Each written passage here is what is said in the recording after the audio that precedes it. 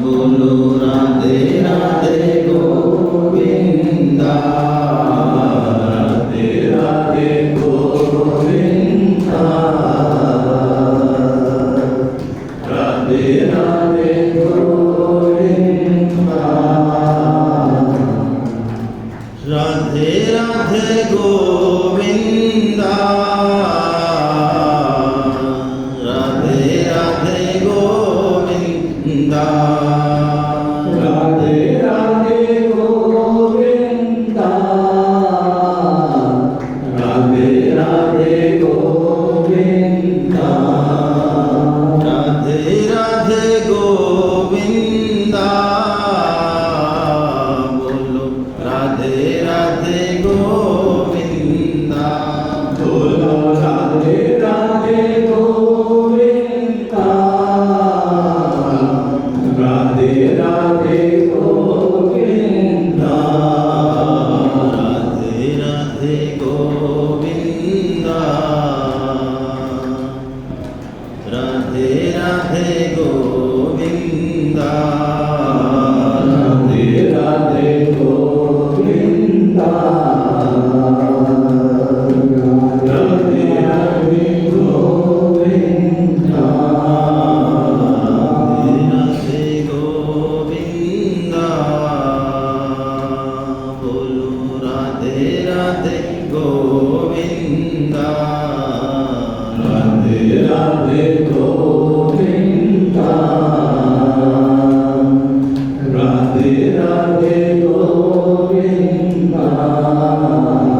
हरे कृष्णा हरे कृष्ण। वसुदेव सुतं देवं कंस चाणूरमर्दनं देवकी परमानन्दं कृष्णं वन्दे जगद्गुरुं। आप सभी वैष्णवजनों के चरणों में दंडवत प्रणाम। हरे कृष्णा। भगवान श्री कृष्ण की असीम कृपा और बहुत सौभाग्यशाली दिन परम श्रद्धे स्वामी जी महाराज की निज स्थली, जहाँ उनका कृपा प्रसाद और आशीर्वाद आप जैसे कई भक्तजनों पर असीम रूप से बरसा है, ऐसे जोधपुर स्थल में और आप जैसी पुण्यात्माओं के बीच में 3 दिन भगवत चर्चा के लिए हम लोग इकट्ठे हुए हैं। ये हम सबके लिए बहुत बहुत सौभाग्य की बात है, हम इसे महसूस करें। वैसे तो मैं ये प्रश्न कहीं नहीं पूछता हूँ, लेकिन जोधपुर में पता नहीं क्यों इच्छा हो रही है। आप में से ऐसे कितने सौभाग्यशाली हैं जिन्होंने परम श्रद्धे स्वामी जी का मतलब परम श्रद्धे स्वामी रामसुखदास जी महाराज से मेरा आशय है, उनके दर्शन किए हैं, उनका संग किया है।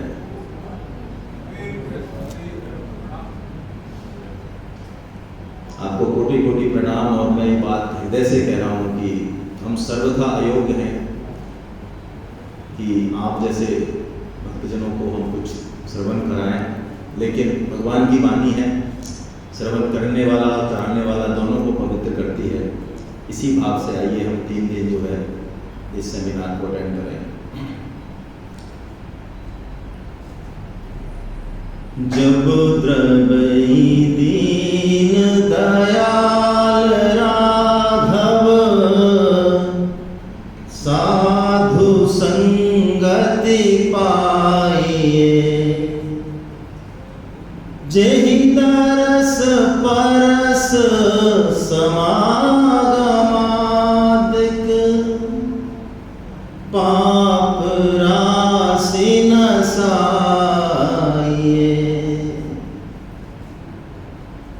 परम श्रद्धे स्वामी जी महाराज कहते हैं हमारे जैसों के लिए कि एक तो मेहनत करके और धन कमाया जाए, विभिन्न तरह के योग तप साधना की जाए, और एक जो है घर में हमें गड़ा हुआ धन हो उसका कोई पता बता दे।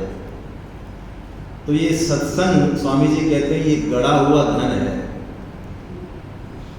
लेकिन भगवान की शायद असीम कृपा कि कलयुग में ये बहुत सुलभता से मिल रहा है। हालांकि इस कलयुग अभी पूरी तरह से अपने यौवन पे आया नहीं है। शास्त्र कहते हैं हर दिन के 4 भाग, हर मिनट के 4 भाग, हर क्षण के, ऐसे ही हर युग के 4 भाग। तो अभी कलयुग का जो 4,32,000 साल का जो पीरियड है उसके यदि 4 भाग करें तो कलयुग का भी ये सतयुग चल रहा है अभी। बिल्कुल जहां पर हमको फैसिलिटी, रूल्स, रेगुलेशन तो मिलेंगे कलयुग के, कि कलयुग केवल नाम आधारा, सुमिर सुमिर नर उतर ही पारा, है ना। माहौल मिल रहा है, वातावरण मिल रहा है, सारा कुछ मिल रहा है सतयुग का, और नियम लग रहे हैं हमारे ऊपर कलयुग के। तो परम श्रद्धेय स्वामी जी महाराज का ये कहना है कि वास्तव में हमारे ऊपर भगवान की विशेष कृपा है। और मैं सही शब्दों में कहूं तो हम लोग वीवीआईपी हैं, वीआईपी नहीं, हम लोग वीवीआईपी हैं।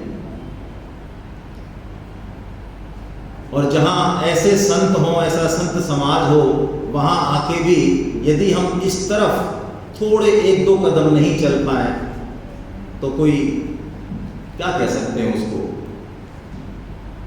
मनुष्य जीवन की एक बहुत बड़ी विडंबना है और हमारे स्वभाव की भी। आप सब इस बात से सहमत होंगे, जो चीज जितनी सरलता से हमें मिलती है उसकी वैल्यू उतनी ही कम होती जाती है। कुछ युवा लोग हैं, आज देखिए ये हरभजन सिंह जी, क्या सॉरी आपका नाम रणधीर सिंह जी, ऐसे वाकये मेरे साथ कई बार घटते हैं तो मुझे भगवान की कृपा का अनुभव हो जाता है। रणधीर सिंह जी सुबह सुबह दौड़ते हुए आए कि यहाँ कोई सेमिनार हो रही है और मुझे रजिस्ट्रेशन कराना है। मैं कि प्रभु चरण स्पर्श आपको। हमको तो लोग देख के रास्ता बदल देते हैं कि ये जरूर गीता की बात करेगा, अभी 1500 रुपये देने पड़ेंगे इसको, तो इसका तो फोन ही मत उठाओ और सामने मिल जाए तो बगल से निकल जाओ। और आप जो है दौड़ते हुए आ रहे हो तो और ऐसे क्षण में आ रहे हो आप, तो कोई न कोई विशेष कृपा है आपके ऊपर, ऐसे कोई नहीं आता। अधिकांश बुजुर्ग लोग हैं, मैं अपने समय की बात करता हूँ और एक बहुत प्रैक्टिकल एग्जाम्पल आपको देता हूँ, कोई पढ़ी लिखी बात नहीं। आप में से जो बुजुर्ग हैं इस बात को शायद वेलकम करें, एक्सेप्टेंस करें। बचपन में हम लोग टेबल कुर्सी घर पे नहीं हुआ करती थी, तो ऐसे ही पढ़ा करते थे, खाट पे बैठ के, जमीन पे बैठ के, तख्ती बख्ती से। तो मेरे अंकल डॉक्टर थे, तो मेरे घर पे मेरा एक दोस्त आता था मुकेश, तो हमारे घर पे एक दिन टेबल और कुर्सी आ गई। हमारे अंकल ने दी टेबल कुर्सी लो तुम अच्छे से पढ़ोगे।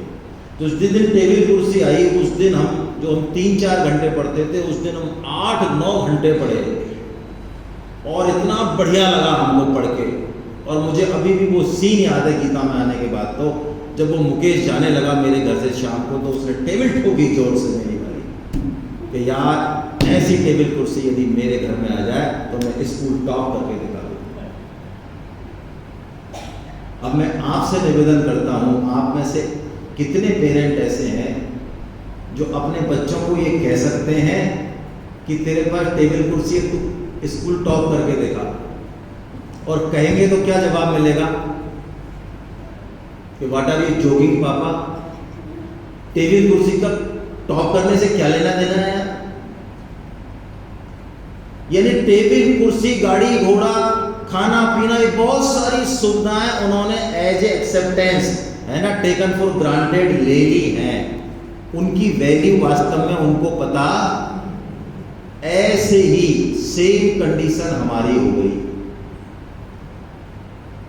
कि ये मनुष्य जन्म जो कि अनंत संभावनाओं का द्वार है, जिसमें ऐसे विलक्षण उसमें विशेषताएं हैं, लेकिन चूंकि हमको ये मिल गया और इसके मिलने के पीछे का प्रोसेस हमें नहीं पता कि कैसे मिला, कोई फॉर्म भरा, कोई एग्जाम दी, कोई तैयारी की, हमें कुछ नहीं पता, बस मिल गया।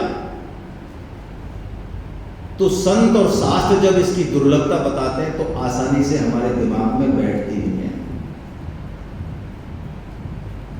कब हुक करी करुणा नर देही, देत ईस बिनु हेतु सनेही। भगवान के एक विलक्षण गुण की ओर तुलसीदास बाबा इशारा कर रहे हैं, बिन हेतु सनेही। कोई कहते साहब भगवान और कौन है भगवान, क्या परिभाषा भगवान की, तो ये नहीं परिभाषा। जो बिना हेतु के स्नेह करे, हम उसको नमस्कार करें, पूजा करें, कुछ दें तो स्नेह करें ना, पत्थर भी मारेंगे तो पेड़ फूल ही झड़ जाएगा, फल ही गिराएगा। ऐसे ही भगवान जो स्वभाव से करुणावान है ही, वो किसी हेतु की अपेक्षा नहीं करते। ऐसे भगवान जो बिना हेतु, उन्होंने भी, वो करुणावान ने भी करुणा करके, डबल करुणा स्वामी जी कहते हैं, उन्होंने ये मनुष्य जन्म हमें दिया, जिसके के लिए देवता भी तरसते हैं। देवता, एक देवता की यदि हमारे ऊपर कृपा छाया हो जाए तो हम इस समाज में अपने आप को पता नहीं क्या समझें। लक्ष्मी माँ की करते हैं पूजा, इंद्र देवता की, बहुत सारे देवताओं की हम पूजा करते हैं, लेकिन कहते हैं शास्त्र तो कि देवता भी इस मनुष्य जन्म के लिए तरसते हैं। यदि आप श्रीमद् भागवतम जो 18,000 श्लोकों का ग्रंथ है, उसके 5वें स्कंद में देखें तो देवराज इंद्र इस भारत भूमि पर कलयुग में जन्मे हुए लोगों को देखकर, उनकी विशेषता देखकर एक श्लोक बोलते हैं, बड़ा विलक्षण श्लोक है। अहो अमीशाम कृपकारी शोभनम प्रसन्न ऐसाम सुदृप स्वयं हरि। अहो अमीशाम कृपकारी शोभनम, क्या उस परम कृपालु भगवान की कृपा का बादल फट गया है कि उन्होंने भारतवर्ष में, इस भारत भूमि में, जो कि भोग भूमि नहीं है, जो कि भजन भूमि है, जो कि साधन भूमि है, जहाँ पर आप चाहें ना चाहें हम किसी भी पथ पे दौड़े, चाहे अंधे होके, लेकिन कहीं न कहीं से कोई भजन की, कोई तप की, कोई त्याग की, कोई करुणा की बात आ ही जाती है। उस भारतवर्ष में, उस कलयुग में, और मनुष्य जन्म इनको दे दिया। लेकिन मैं आपसे निवेदन करूं, हम बिल्कुल यहाँ 3 दिन जो है प्रवचन मोड में नहीं रह के, यदि 2 वे सिस्टम में रहेंगे तो ज़्यादा आनंद आएगा। प्रवचन मोड में मतलब ऐसा नहीं कि एक साइड ही कहता जाए, जैसा भी कहता जाए आप सुनते ही रहें ना, आप भी कहें, हम भी कहें, और कुछ छोटी छोटी बातें हैं। हम लोग 3 दिन में निवेदन कर दूँ, भूल गया बीच में, हम लोग 3 दिन यहाँ पे भगवत गीता का ही अध्ययन करेंगे, और उसका आधार परम श्रद्धे स्वामी जी की वाणी ही है। किसी भी श्लोक का अर्थ मैं क्या समझता हूँ, ये कोई इम्पोर्टेंट बात नहीं है। मेरा क्या अनुभव है, मेरे ख्याल से, मेरे विचार से, इन बातों का हम कोई ज़्यादा महत्व नहीं मानते हैं।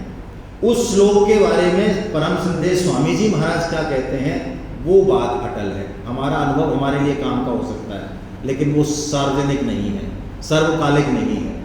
तो हमारा आधार वही है, पहली चीज़। दूसरी चीज़, हर सेशन में यहाँ जो भी सेशन होगा घंटे भर का, 1.5 घंटे का, लास्ट के हम 5 से 10 मिनट क्वेश्चन आंसर के लिए रखेंगे।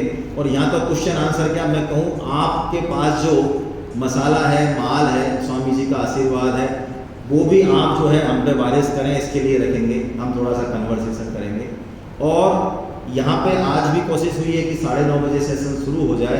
मेरा आपके चरणों में विनम्र निवेदन है, हम 3 दिन कृपया हर सेशन अटेंड करें, चाहे आपको अच्छा लगे चाहे ना लगे, और समय पे आए, समय पे जाएं, समय पे आए। क्योंकि परम श्रद्धेय स्वामी जी महाराज का ऐसा भाव है, जिन्होंने 90 साल से अधिक भगवत गीता पे डुबकी लगाई, लोगों को सरोवर किया, वो परम श्रद्धेय स्वामी जी महाराज जाते जाते ये कहते हैं कि गीता के भावों का अंत नहीं है। जितना हम जाते हैं उतने ही नए नए भाव हमारे अंदर प्रकट होते हैं। साधक संजीवनी जैसे चारों संप्रदायों के मैं ये बात कोई किसी टीवी पे या किसी प्रवचन पे सुन के नहीं कह रहा हूँ, आप इसको विश्वास कीजिए। स्वामी जी की कृपा से गीता सेमिनारों में जाना होता है ऑल ओवर द इंडिया, और चारों संप्रदाय के संतों का आशीर्वाद भी मिलता है। पता चलता है कि यहाँ नैमिषारण्य में ये संत हैं, तो जाते हैं हम लोग, समय लेते हैं, एक बार में नहीं मिलते हैं, 2 बार में मिलते हैं, क्योंकि संतों का, तीर्थों में संतों का आशीर्वाद, उनका दर्शन ही असली चीज़ है। तो मेरा ये व्यक्तिगत अनुभव है साधक संजीवनी टीका के बारे में, हमारे साथियों का भी है। कोई भी संप्रदाय का संत हो, मुझे बड़ा आश्चर्य होता है, क्योंकि संप्रदाय के संतों का थोड़ा सा एक अपना एक सिस्टम होता है, एक अपना थोड़ा सा आग्रह होता है। लेकिन जब परम श्रद्धेय स्वामी जी का नाम आता है, हमको पता चलता है अच्छा आप इनके भी इसमें, तो वो संत मानो द्रवित हो जाते हैं एकदम से। इतना आदर इस टीका का है। और आपको मैं एक सच्ची बात बताऊं तो आपको लगेगा कि वास्तव में कैसी बात है, लेकिन मेरे को क्या कहे बिना नहीं रहा जाता, मैं कह देता हूं। IIT बॉम्बे, पहले तो IIT और IIT में भी बॉम्बे, मेरे ख्याल से इंडिया का टॉप ब्रेन है। यदि इंडिया में 100 बच्चे छांटने टॉप के 125 करोड़ में, तो IIT बॉम्बे के कंप्यूटर ब्रांच में मिल जाएंगे आपको। IIT बॉम्बे में कुछ महीने पहले सेमिनार का मौका मिला, बहुत अच्छी सेमिनार रही। तो IIT बॉम्बे के कंप्यूटर के हेड HOD, उन्होंने हमको बुलाया, उनके पास फीडबैक पहुंचा कि बहुत अच्छी सेमिनार हुई है, 300 से अधिक स्टूडेंट्स पूरे दिन भर रहे। तो उन्होंने शाम को अपने क्वार्टर पे इनवाइट किया, गए, 2 घंटे हम वहाँ रहे, हमें तो बड़ा आश्चर्य लग रहा था। तो एक बहुत बड़े प्रोजेक्ट पे वो काम कर रहे हैं, बहुत बड़े प्रोजेक्ट पे, और इसके लिए उनको सेंट्रल गवर्नमेंट से कमांड भी है, इसीलिए उन्होंने बुलाया। उन्होंने कहा कि कैसे गीता कॉलेजेस में, स्कूल में और इंस्टीट्यूशन में एंट्री हो, लोग गीता को समझे, क्योंकि गीता किसी धर्म, किसी एक संप्रदाय का शास्त्र नहीं है, सार्वजनीन है पूरे विश्व के लिए, मानव मात्र के लिए। तो कैसे उसकी एंट्री हो, इसका एक फॉर्मेट बनाने के लिए मुझे कहा गया है, तो आप इसमें कुछ हेल्प कर सकते हो तो करो।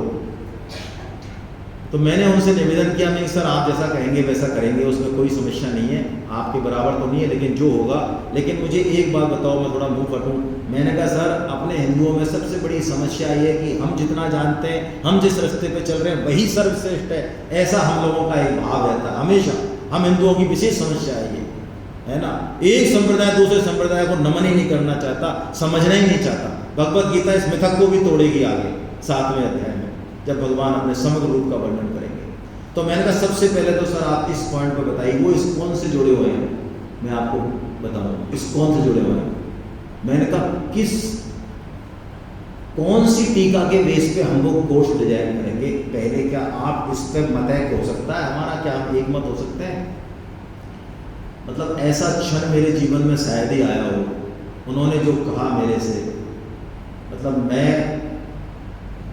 क्या बताऊं आपको, परम श्रद्धेय स्वामी जी महाराज को मैंने देखा नहीं, ऐसी हूक उठती है मेरे हृदय में कि कैसे होंगे, कैसे लगते होंगे। वो IIT के HOD प्रोफेसर, उन्होंने बिना किसी भूमिका के मुझसे कहा, संतोष जी यदि गीता की एक टीका जिस पे हम सब सहमत हों, वो तो परम श्रद्धेय स्वामी जी महाराज की साधक संजीवनी हो सकती है। मेरा इस्कॉन के प्रभुजियों से भी बहुत परिचय रहा है पिछले 20 साल में। उनकी बात सुन के मुझे लगा कैसे है स्वामी जी, कैसी टीका लिखी है, और उस टीका के हम दर्शन कर पा रहे हैं, उनके दर्शन कर पा रहे हैं, इस चीज को महसूस कर पा रहे हैं, ये बहुत बड़ी बात है। तो मनुष्य जन्म की दुर्लभता पे हम चर्चा कर रहे हैं। आप सच्ची सच्ची बताओ, आप बताओ सर, आप सबसे लास्ट में आए हो, है ना, बाकी तो बहुत ही जो है ज्ञान वृद्ध और वयोवृद्ध लोग बैठे हैं, आप युवा हो, आप क्या शास्त्रों में, है ना, जो मनुष्य जन्म की दुर्लभता इतनी गाई है, बहुत तगड़ी तगड़ी गाई है, क्या वास्तव में ऐसा लगता है? देखो दिल से बात करना है ना, बिल्कुल, क्या ऐसा लगता है कि मनुष्य जन्म इतना दुर्लभ, ऐसा लगता है क्या? हाँ जी सर, लगता है, बिल्कुल लगता है कि मनुष्य जन्म बहुत दुर्लभ। कैसे लगता है? देखते हैं सर, छोटे छोटे जो प्राण की जो आयु है बहुत अल्पकालिक होती है, तो हम 100 साल जी भी क्या कर लेते हैं, सुबह ऑफिस निकलना, टेंशन लेना, दुनिया भर के, है ना, कोलू के बैल की तरह लगे रहते हैं। बताओ जीवन में कितने तनाव है भाई, तनाव नहीं है? स्त्री हो पुरुष हो, कितने तनाव है जीवन में, बहुत सारा तनाव है। तनाव तो सर अपने ऊपर है, कोई जरूर थोड़ी है। चलिए, आपको लगता है बहुत अच्छी बात है, पीछे पीछे एक बिटिया बैठी है। बिटिया बताओ, अपने मन से बताओ एकदम, क्या लगता है कि मनुष्य जन्म दुर्लभ है? जितना शास्त्र कह रहे हैं कि देवताओं को भी दुर्लभ है, ऐसा है क्या मनुष्य जन्म? वास्तव में ऐसा है क्या? हाँ, ऐसा है। चलिए, बहुत बढ़िया है। चलिए, मैं दूसरे तरीके से बात करता हूं। देखिए, 4 काम पशु और मनुष्य सेम करते हैं। 4 काम: आहार, निद्रा, भय और मैथुन। चर्चा करें। आप सब कह रहे हैं कि दुर्लभ है। आहार, हम अपने आहार के लिए बहुत मेहनत करते हैं, शायद जिंदगी लगाते हैं पूरी, कमाते खाते हैं, बढ़िया से बढ़िया अच्छे एटिकेट से खाते हैं, खूब सारे इंतजाम करते हैं, पौष्टिक हो, ये हो, पूरा पाक शास्त्र है हमारे पास। लेकिन क्या पशु भूखे रहते हैं? क्या उनका पालन नहीं होता है? और मैं आपको एक राज की बात बताता हूँ। मनुष्य के पास बहुत संभावना है अपना आत्मिक विकास करने की। यानी इसको सरल शब्दों में कहें तो, जैसे कि हम शरीर का स्तर है, इसके ऊपर इंद्रियों का स्तर है, इसके ऊपर मन का स्तर है, इसके ऊपर बुद्धि का स्तर है, इसके ऊपर भी और स्तर हैं। हम इन स्तरों को टच कर सकते हैं। जैसे कई बार हम बिल्कुल शरीर के स्तर पर जीते हैं, कोई लेना देना नहीं है हमारा, बस हमारे शरीर को क्या अच्छा लगता है हमें वो। कुछ मानसिक स्तर पर जीते हैं कुछ लोग और अच्छे हैं, कुछ और बौद्धिक हैं, मन को भी कंट्रोल करके बुद्धि क्या कह रही है उस पर जो फोकस करते हैं, कुछ बुद्धि से भी ऊपर जीते हैं। लेकिन आप जितना नीचे जाएंगे, इंद्रियों का जो भोगों में, विषयों में जो आनंद है ना, वो उतना ही ज़्यादा बढ़ता जाएगा। तो मैं अब आपसे क्या कहना चाह रहा हूं, हम 56 भोग खाएं और सुअर जो कि उसका नेचुरल आहार है विष्ठा, वो खाए। आपको क्या लगता है दोनों में जो आनंद का कंटेंट है वो सेम है या वो बड़ी मुश्किल से खाता है? जितना 56 भोग में हमको आनंद आता है, उससे साइंस ने प्रूव किया है कि उससे ज्यादा आनंद सुअर को आता है। तो आहार के स्तर पर हम पशुओं से श्रेष्ठ हैं क्या?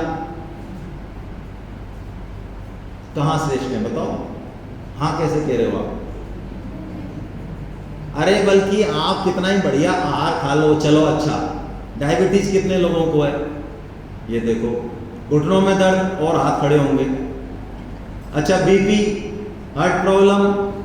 अच्छा, पशुओं में गाय को, भैंस को, कुत्ते को घुटने में दर्द, बीपी, सुना कुछ है? तो ये देख लो, हम साक्षरा हैं, हम इंटेलेक्चुअल हैं। तो साक्षरा है कि उल्टा कर दो हम राक्षसा हैं, ये देख लें। हमारी सभ्यता हमें कहाँ लेके जा रही है वो देख लें। हम इतना ज्ञान होते हुए भी, सब कुछ होते हुए भी, अच्छा खाते हुए भी, हम क्या कर पा रहे हैं? सतम जीवे शरीर, पहले सूत्र था ये, अब हम कर पा रहे हैं क्या? 100 तो पकड़ ही नहीं पाते, और 100 भी पकड़े उससे पहले ही जाना चाहते हैं, क्योंकि वो 60-70 के बाद की हालत बहुत खराब है। तो आहार में हम श्रेष्ठ नहीं, निद्रा में। अच्छा, सोने के बाद किसी को पता है कि मैं जोधपुर में और बढ़िया उम्मेद पैलेस में और 1 लाख के गद्दे पे सोया हूँ? ऐसा कोई है? सोने के बाद, गहरी नींद आने के बाद। निद्रा, जैसे कहते हैं ना, नींद ना देखे टूटी खाट और भूख ना देखे बासी भात। तो आहार और निद्रा में भी हम श्रेष्ठ नहीं हैं। भय पशुओं को भी हैं, हमको भी हैं। ये जितनी भी अरेंजमेंट्स हम करते हैं, घर बनाते हैं, ये सीसीटीवी कैमरा, फिक्स डिपॉजिट, सारे सिक्योरिटी अरेंजमेंट जितने भी हमारे लिए, आगे के लिए, ये भय हमको भी है, उनको भी है। और मैथुन, इसकी तो बात छोड़ दें, ये भी हम में कॉमन ही है, बल्कि वो श्रेष्ठ है हमसे इसमें भी। हम सब कुछ आत्मिक विकास होते हुए, सब कुछ होते हुए भी पशु अपनी बिल्कुल लाइन में चलेगा, उसका फिक्स पीरियड है तभी वो एक्टिव होता है, हमारा कोई ठिकाना नहीं। इस क्षेत्र में भी हम उनसे घिरे हुए हैं। तो आहार, निद्रा, भय और मैथुन, यदि इन 4 कामों में ही हमारी पूरा जीवन जा रहा है और इन्हीं के लिए हम प्रयत्न कर रहे हैं। सुधा जी फोन करती हैं कि सेमिनार में आना है, तो हम कहते हैं देखो भाई साहब, इन 4 में उलझने के कारण हमारे पास टाइम ना है। हमारी भाषाएं आपकी तरह इतनी अच्छी नहीं है, जोधपुर में बहुत मीठी भाषा है, हृदय एकदम गदगद हो जाता है, गुदगुद हो जाता है, मैं भी रहा हूँ। और हमारी जो भाषा है उधर की ब्रज क्षेत्र की, थोड़ा सा और भरतपुर क्षेत्र की, बिल्कुल लठ भाषा है। बोलता है आदमी तब भी ऐसा लग रहा है सिर पे डंडा मार रहा है क्या। तो हमारे यहाँ बोलते हैं टाइम नहीं है, ये नहीं बोलते हमारे, क्या बोलते हैं, टाइम ना है। तो ये टाइम ना है, ये टाइम कहाँ गया, ये इन 4 कामों के अलावा किसी और जगह जा रहा है जब तो बहुत अच्छी बात है, नहीं 4 कामों में जा रहा है तो हम किसी भी मायने में पशुओं से श्रेष्ठ, तो फिर हम दुर्लभ कैसे हुए। हाँ बोले, आप बोले, बुद्धि और विवेक के कारण। विवेक के मायने क्या, बुद्धि तो सब में होती है, बुद्धि तो पशुओं में बहुत ज्यादा होती है, हमसे भी कई ऐसे हैं पशु, कई स्पीशीज ऐसी हैं जिनमें बहुत ज्यादा बुद्धि है। अपने का अच्छा और बुरा का मान होता है कि मैं अच्छा काम कर रहा हूँ, मैं बुरा काम कर रहा हूँ, इसी को विवेक कहते हैं। ठीक है, विवेक के कारण मनुष्य जन्म दुर्लभ है, बहुत बढ़िया बात। देखिए ये मनुष्य जन्म ही एक ऐसा जन्म है जिसमें आप ईश्वर की प्राप्ति कर सकते हैं जो बाकी लोग नहीं कर सकते। नहीं कर सकते, बहुत बढ़िया, बहुत बढ़िया। और कोई देखिए, आप जो बोलेंगे दुर्लभ है, बहुत अच्छी बात, बहुत अच्छी बात। यहाँ जो भी बोलेंगे वो सच ही बोलेंगे, स्वामी जी का आशीर्वाद है ना सबके ऊपर, आप गलत बोल के दिखाएं, बोल ही नहीं सकते। कोई और बोलना चाह रहे हैं, देखिए आपकी स्लाइड में भी दिखा हुआ है यहाँ, हाथ खड़ा करके केवल बोलना चाहिए, बाइक इसके पास रखिए। तो तुलसीदास जी महाराज ने भी ये कहा कि ये भोग योनि ना प्रोसा। सर मनुष्य और पशु जो 4 पात्र बताए सही है, इसमें पशु अपने एक तरीके से रहता है, सिस्टमेटिक रहता है, और हम इन 4 पात्रों में रहते हैं तो वो पशु से खराब है।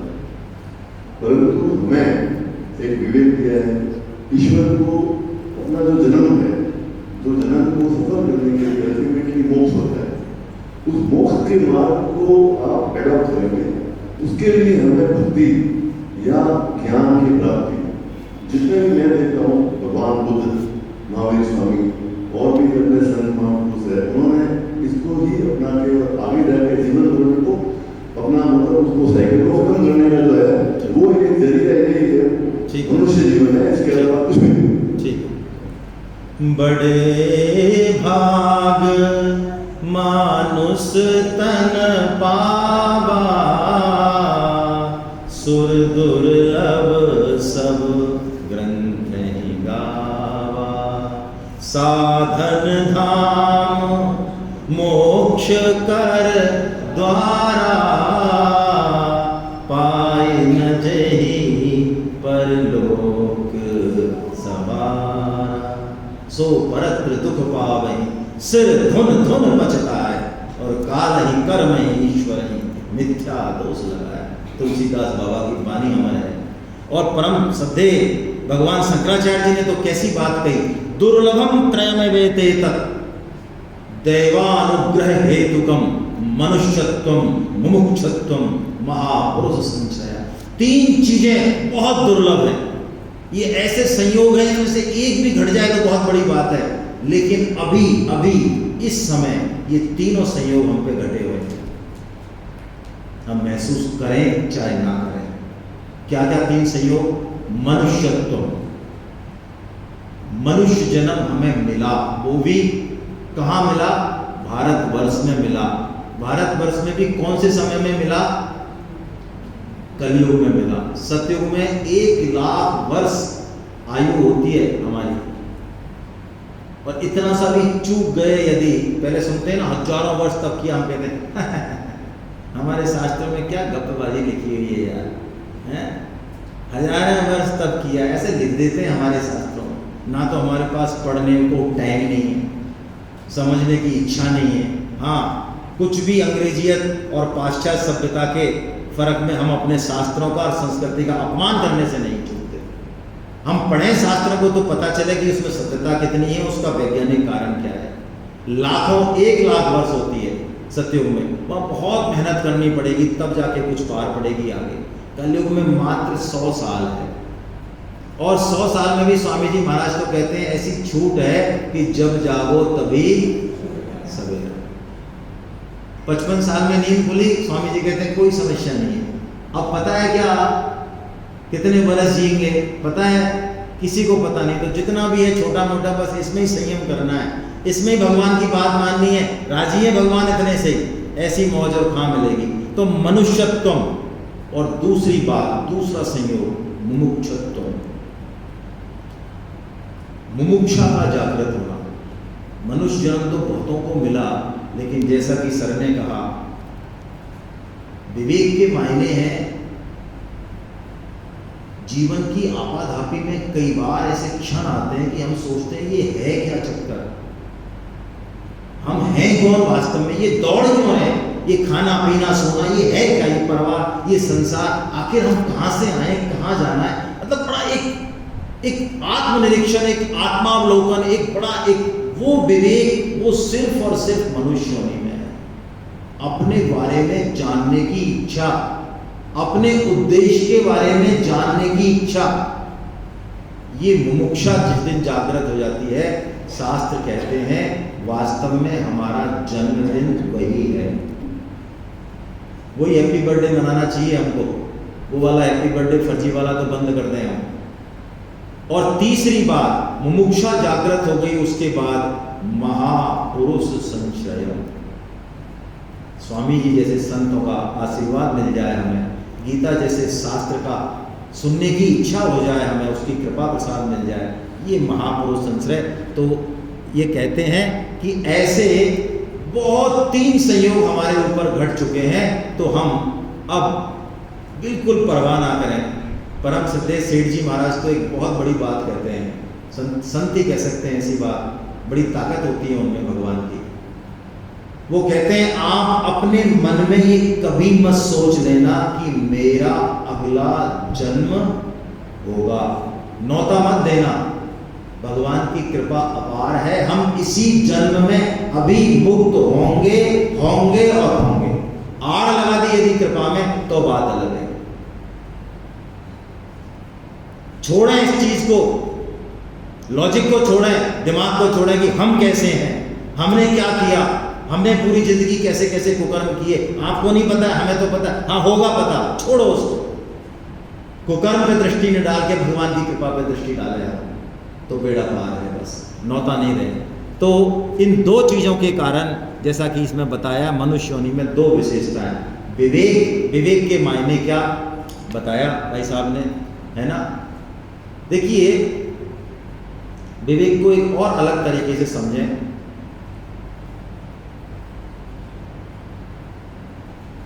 कोई भी चीज, हम इसको लौकिक उदाहरण से समझ रहे हैं, कोई भी चीज पहले बनती है या उसकी आवश्यकता पहले होती है। जैसे कि ये माइक है, ये पहले बना या इसकी आवश्यकता पहले आई? ये किस काम आएगा, ये पहले आया ना, तब उसके बाद माइक बना। ये बोतल, कोई भी चीज, एसी, पंखा और कुछ भी, यानी पहले उसकी आवश्यकता होती है, ये उद्देश्य होता है उसका, तब उस चीज का क्रिएशन होता है। तो इस संसार में यदि सबसे विलक्षण कोई कृति है इस प्रकृति में, तो वो मनुष्य शरीर है, जिसका आज भी साइंस, कोई पार नहीं है साइंस के पास, कोई पार नहीं है। साइंस कितनी आगे पहुंच जाए, क्या एक बाल बना सकती है? हमारे एक बाल में हमारी 7 क्या 21 पीढ़ी तक का डीएनए है। एक एक चीज इसकी मनुष्य शरीर की इतनी विलक्षण है। तो क्या ये मनुष्य शरीर हमने तो बनाया नहीं, आपने और हमने तो क्या जिसने बनाया कोई आवश्यकता रही होगी उसकी, या ऐसे ही बना दिया? भाई लॉजिक लगाए ना, लौकिक लॉजिक को अलौकिक की तरफ मोड़े, थोड़ा सा रही होगी ना आवश्यकता। तो उस आवश्यकता को बताएगा कौन? हम ही बता लें अपने मन से कि देखो साहब हम तो हॉस्पिटल में जाके सेवा करेंगे। यही है बस मनुष्य जन्म का सार, तो परोपकार करो। अरे सर हम तो क्या है ऐसे ऐसे काम करेंगे, नाम ही तो कमाया हमने जीवन में, और हमने कमाया ही क्या है, ऐसे भी हम में से कई नाम ही कमाया है।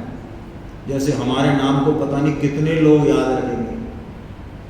अच्छा मैं एक प्रश्न पूछूं आपसे, ये नाम वालों से यदि किसी के मन में ऐसा हो कि नाम कमाना ही जीवन का लक्ष्य है, हम में से कोई ऐसे सज्जन है जो अपनी 7वीं पीढ़ी का नाम बता सके? कोई नहीं है। अच्छा कुछ लगते थे वो हमारे, कुछ संबंध है उनसे हमारा, या ऐसे ही रिजेक्टेड माल है बिल्कुल? अरे आप जवाब तो दो महाराज, कोई है और कुछ लग्गा तग्गा हमारा उनसे, या ऐसे ही है मामला? वो तो है, क्या है?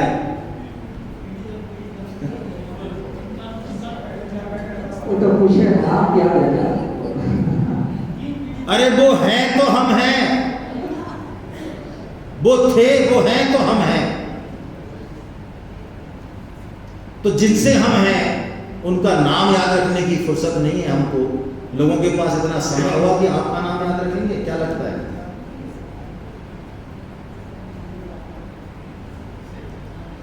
तो हम अपनी मन और बुद्धि से इस जीवन के नए नए उद्देश्य बना के उलझने की बजाय कि नहीं मैं जो सोच रहा हूं वही मनुष्य जन्म का उद्देश्य है, क्या बेहतर नहीं होगा कि हम जिसने इसको बनाया है उससे पूछ ले कि भाई साहब इसका उद्देश्य क्या है?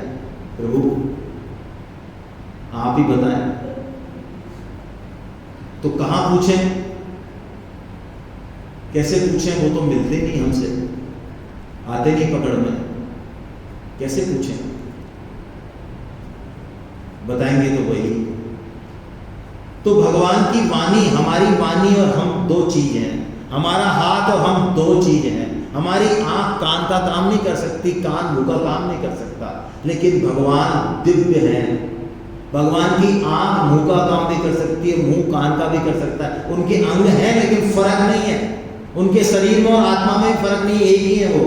उनके जन्म और कर्म दिव्य है, भगवान खुद कहेंगे। उनकी वाणी और वो एक ही है। तो भगवान हमें नहीं मिले तो भगवान की वाणी है क्या हमारे पास? तो आइए हम भगवान की वाणी के सम्मुख हो जाएं और उससे पूछें कि इस मनुष्य जन्म का उद्देश्य है क्या, और पहले जाने पहचाने और फिर आगे बढ़ें। हरे कृष्णा। तो ये विवेक का उपयोग। और दूसरा एक और इम्पोर्टेंट बात है मनुष्य जन्म में, बहुत इम्पोर्टेंट। देखिए ये विवेक तो हो गया, बहुत अच्छी बात है। मैं आपसे कहूं एक उस्तरा या चाकू वो इतनी तीक्ष्ण धार वाला है कि हल्का सा भी लग जाए तो उंगली कट जाए। एक तो ऐसा है, और एक ऐसा है कि उसको रगड़ो तो थोड़ा सा निशान पड़े, एक ऐसा भी चाकू है। अच्छा बच्चे के हाथ में कौन सा देना पसंद करोगे?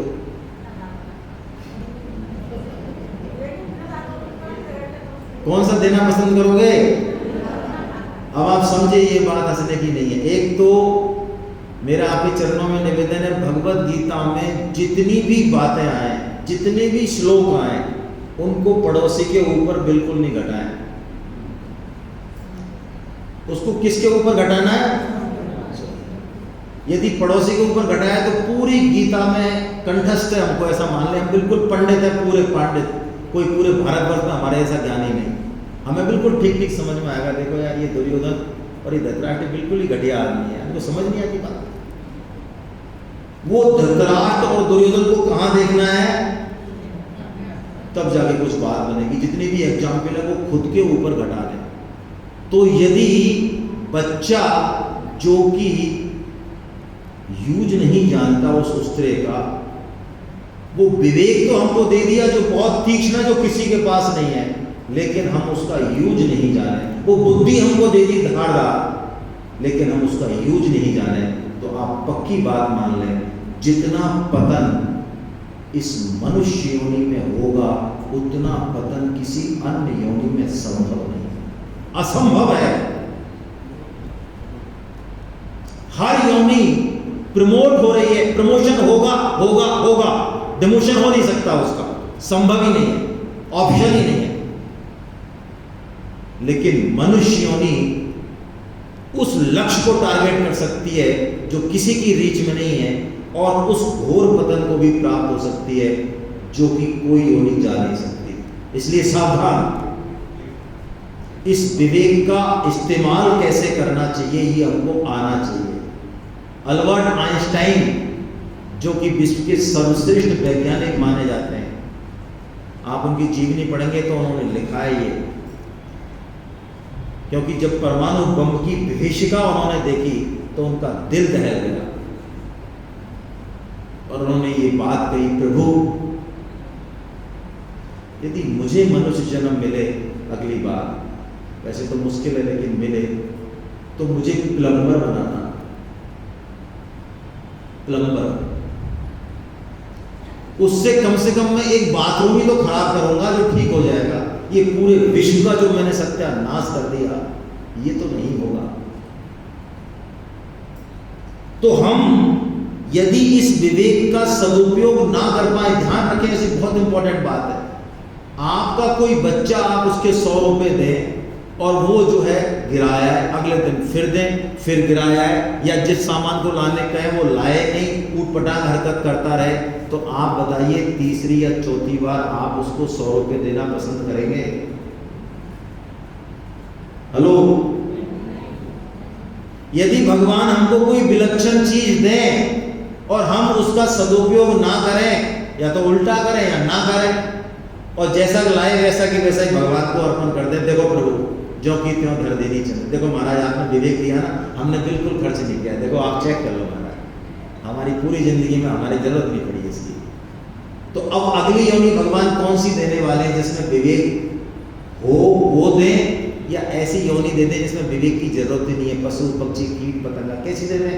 हमसे पूछे कि बोलो महाराज कैसी चाहिए, कैसी दें आपको?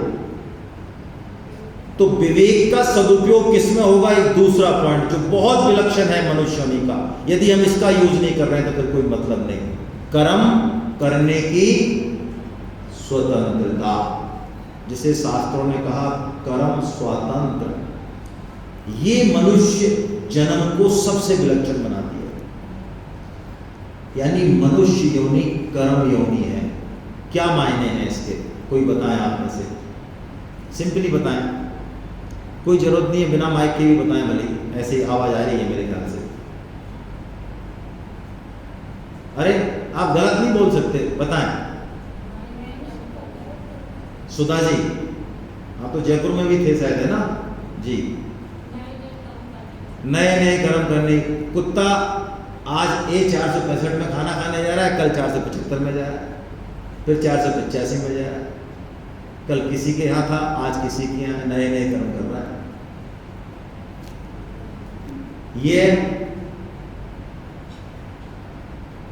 हाँ जी बताएं, बोलें, देखिए नहीं बोलेंगे, बोलें, बोलना ही चाहिए, है ना? ये 2 वे सिस्टम है, मैंने कहा ना 1 वे सिस्टम नहीं है ये। बोले, ओपन बोले, आप सहमत नहीं है उस बात को भी बोले, साहब हम नहीं मानते इस बात को, या स्वामी जी महाराज ने हो सकता है गलती हो सकती है, बिल्कुल स्वामी जी महाराज ने ये बात कोट नहीं की, उसको इस तरह से कहा, करेक्शन करना चाहिए, हम सब सीखेंगे आपस में। बताइए कर्म योनि के मायने क्या? बताओ बिटिया पीछे से। अरे नए नए सत्कर्म करने की। देखो लोग कुत्ता पालते हैं महाराज, है ना? क्यों पालते हैं? जिनके लिए खून पसीना बहाया, जो 25, 30, 40 साल संग रहे, 50 साल, वो दगा दे सकते हैं, लेकिन ये भाई साहब दगा इसलिए कितने बढ़िया कर्म कर रहा है कुत्ता, आपके लिए जान न्यौछावर कर रहा है कुत्ता, बदले में कुछ ना चाहते हुए, है जी? ना ऐसा नहीं खाता, आप कुछ गड़बड़ करते होंगे, ऐसा नहीं खाता, वो खाने नहीं देता अपने मालिक को। चलिए कोई बात नहीं, ये एक्सेप्शन है, जनरली ऐसा होता तो कुत्ता नहीं पालते लोग। आप ये मानिए कुत्ते की एक क्वालिटी होती है, वो जान निछावर कर देगा आपके ऊपर, वफादार होता है, तभी पालते हैं। और हमसे इस मायने में श्रेष्ठ है प्रभु, मान लें आप। चलिए, कर्म योनि के मायने क्या? देखिए, मनुष्य जन्म से ही सारे शुरुआत होती है अन्य योनियों की, ऐसा मान लें। 84 लाख योनियां बताई, कहीं भी जो जाने का मार्ग है वो भी यहीं से है, यही एंट्री गेट है और एग्जिट गेट भी यही है, निकलने का द्वार भी यही है इस चक्र से। मनुष्य जन्म के अलावा सारी जितनी भी योनियां हैं, देवता भी, मैं आपको क्या कह रहा हूं, देवता भी, बड़े से बड़ा देवता हो चाहे, वो सब भोग योनियां हैं, उनका सब कुछ फिक्स है, बिल्कुल कंप्यूटराइज्ड है एकदम। हमें लग सकता है कि कुत्ता गाय भैंस स्वतंत्र है ना, कुछ भी स्वतंत्र नहीं है, वो एक पाश की तरह एक प्रारब्ध का भोग कर रहा है, बस अच्छा बुरा जैसा उसने किया उसका भोग करके निकल रहा है आगे। मनुष्य जन्म के साथ दो बातें हैं, उसके साथ प्रारब्ध भी है पुराना जिसका वो भोग करेगा, वो है, उसमें कोई डाउट नहीं है, लेकिन उसके बाद भी उसको एक वीटो पावर दी है भगवान ने कि चाहे उसका प्रारब्ध कैसा भी है, बड़े से बड़ा सुख, बड़े से बड़ा ऐश्वर्य, धन, सुख सुविधा मिल रही है उसको, चाहे गरीब है एकदम, कैसा भी है वो, लेकिन वो नए कर्म कर सकता है, उसके सारे कर्म फिक्स्ड नहीं है। और नए कर्म के मायने चाहे तो अच्छे से अच्छा करे और चाहे वो बुरे से बुरा करे, ये वीटो पावर है उसके पास। यदि हम इन 4 कर्म ही करते रहे जो करते आए हैं, तो इसका मतलब हमने इस वीटो पावर का कोई यूज नहीं किया। अब भगवत गीता को हम कैसे पढ़ें? देखिए, 4 प्रमाण माने गए शास्त्रों में। एक तो प्रत्यक्ष प्रमाण, जिस पर हम सबसे ज्यादा भरोसा करते हैं। कहते हैं ना भैया, आंखों देखी मानो, बहुत अच्छी बात है। सूरज कितना बड़ा होता है, जरा बताओ हाथ से, रणधीर जी कितना बड़ा होता है, हाथ से बताओ। सूरज, अरे आप पता नहीं, जो दिख रहा है वो तो बोल नहीं रहे हो, और क्या पता नहीं भाषा बोल रहे हो ऊपर। चंदा कितना बड़ा होता है, रोज देखते हो फिर भी इतना ही होता है। ये आंखों देखिए, आप 3 पानी लो, एक गर्म लो, एक ठंडा लो बर्फ का, और एक सामान्य लो, और आपके 2 हाथ है, गर्म में हाथ डालो और इसी हाथ को सामान्य में डालो, कैसा लगेगा? ये सामान्य पानी करके देख लेना कैसा लगेगा, ठंडा लगेगा। अब इस हाथ को, इसको तो हटाओ, इस हाथ को चिल्ड में डालो बर्फ के में, और फिर इसमें सामान्य में डालो, कैसा लगेगा? गर्म। अब लड़ो आपस में, इस पानी का टेम्परेचर कैसा है? प्रत्यक्ष प्रमाण को शास्त्र नहीं मानता, बहुत दोष होते हैं इसमें, हमारे पास समय नहीं है ज़्यादा, बहुत दोष है इसमें।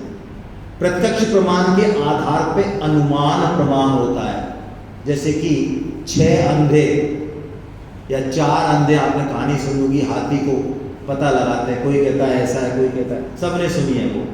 प्रत्यक्ष के आधार पर अनुमान, और प्रत्यक्ष और अनुमान के आधार पे वैज्ञानिक लोग खोज करते रहते हैं, जो कि बदलती रहती है समय के साथ, फिक्स नहीं है। लेकिन इसके अलावा एक शब्द प्रमाण होता है जो देश काल से परे होता है। भगवान श्री कृष्ण की वाणी शब्द प्रमाण है। यदि भगवान ये कह देते हैं कि सृष्टि की रचना मैंने की, तो ऐसा नहीं है कि वो 1000 साल पहले करते हैं और आज नहीं करते हो, बस वो करेंगे, वही करते हैं। यदि वो कहते हैं सुखों की इच्छा दुखों का कारण है, तो ऐसे नहीं कि 500 साल पहले सत्य था अब नहीं है। तो हम शब्द प्रमाण को माने, और शब्द प्रमाण को मानने का सबसे बढ़िया तरीका जो है वो क्या है? ये बिल्कुल मन में बैठाने वाली बात है। भगवत गीता पढ़ते समय यदि हमारी मन बुद्धि छोटा मोटा कोई विद्रोह करेगी, क्योंकि हमने कई चीजें पढ़ी हुई हैं, और हम सत्संग करते हुए, स्वाध्याय करते हुए, गीता पढ़ते हुए भी जो हमारे अंदर चेंज नहीं आता है, जितना आना चाहिए उतना नहीं आता, आएगा तो सही, तो पक्की बात है। उसका कारण भी यही है, क्या? हम अपनी मन बुद्धि के अनुसार गीता को चलाना चाहते हैं। लेकिन हम इस बात को आज गांठ बांध लें कि जहां हमारी मन बुद्धि विद्रोह करे, तो उस मन बुद्धि को गीता के अनुसार ठीक करना है, न कि मन बुद्धि के अनुसार गीता को। हाँ, कोई शंका है, समझने में समस्या है, बिल्कुल पूछें, उसमें कोई दिक्कत नहीं है कि भाई ये बात बैठ नहीं रही है दिमाग में। अर्जुन भी प्रश्न ही पूछते हैं भगवान से, जो उनकी समझ में नहीं आता वो स्पष्ट पूछते हैं, लेकिन अर्जुन का भाव बहुत अलग है पूछने का, वही भाव हम रखें, तब तो गीता हमारे लिए आज से काम चालू कर देगी। और बल्कि मैं तो आपको निवेदन करूं, आप में से हो सकता है बहुत सारे लोग भगवत गीता जानते हो, याद हो पूरी, बहुत सालों से, 20 सालों से पढ़ रहे हो। और मेरा तो ये भी मानना है, निसंकोच कह रहा हूँ मैं, परम श्रद्धेय स्वामी जी महाराज कहते हैं कि वक्ता को हमेशा ये ध्यान रखना चाहिए कि उससे ज़्यादा पारमी वाला विद्वत व्यक्तित्व श्रोताओं में हमेशा मौजूद है, कभी नहीं है, ऐसा हो नहीं सकता।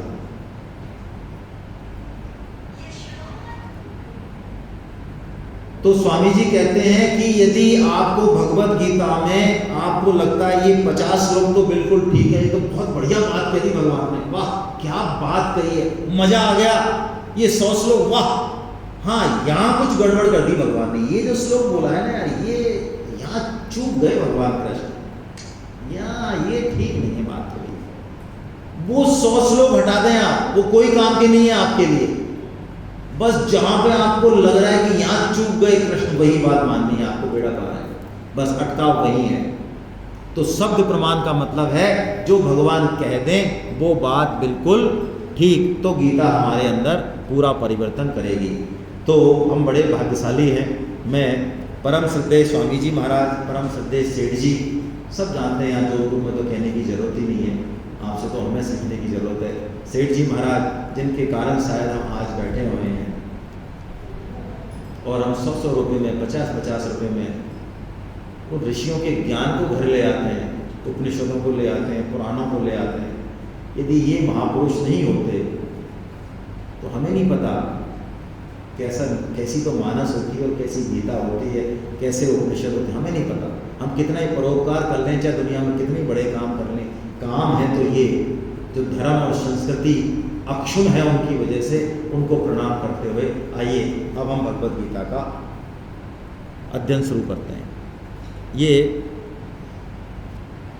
हरे कृष्णा हरे कृष्णा हरे कृष्णा, हे नाथ हे मेरे नाथ, मैं केवल आपका हूँ, हे नाथ हे मेरे नाथ, आप कृपा करें, मैं आपको भूलूं नहीं। नारायण नारायण नारायण। आपके मन में अब तक कोई प्रश्न हो तो वो कर लें हम, नहीं तो हम चालू करते हैं अर्जुन शाह।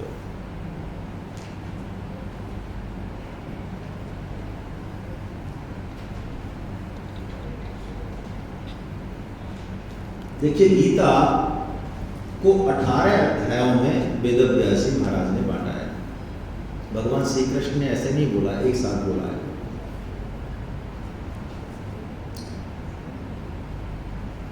और वेदव्यास जी महाराज